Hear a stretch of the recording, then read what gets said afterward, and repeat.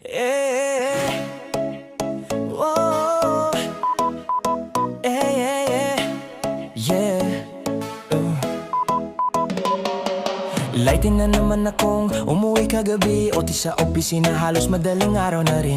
Pagdating sa bahay, gusto ko nang mahiga, pero maaga palang gising na buong barangay na. May karaoke sa kabila, may chismisan sa labas, may kalderong kumakalampag parang fiesta sa taas. Sabi ko sa sarili ko, paano ba to bro? Kulang na naman ang tulog ko. Weekend na sana pahinga, pero listahan ko haba pa.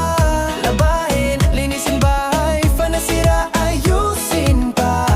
Oo, pero may isang dahilan kung bakit di ako bad trip. Pag ako'y nag-grocery, may ngiti na nagpapatrip. Si ate cashier, oh baby, pag ngumiti siya okay na ako lagi. Kahit puyat, kahit pagod na ako, biglang sumasayaw ang puso ko. Si ate cashier, ay naku, next in line, pero gusto ko pang maghintay dito. Sa bawat beep ng skana niya, parang beat ng puso ko.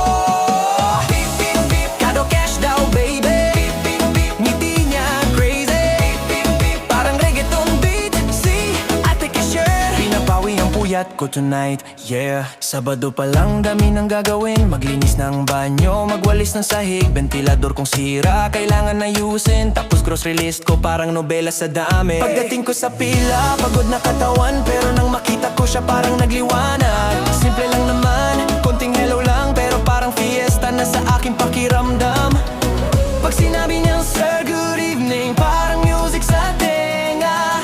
Pag tinanong niya paper bag, napapangiti ako bigla. Si ate cashier, oh baby, pag gumiti siya okay na ako lagi. Kahit puyat, kahit pagod na ako, biglang sumasayaw ang puso ko. Si ate cashier, ay naku, next in line, pero gusto ko pang maghintay dito. Sa bawat beat ng scanner niya, parang beat ng puso ko. Lunes hanggang Biyernes, puro trabaho. Sabado't Linggo, puro gawa sa bahay.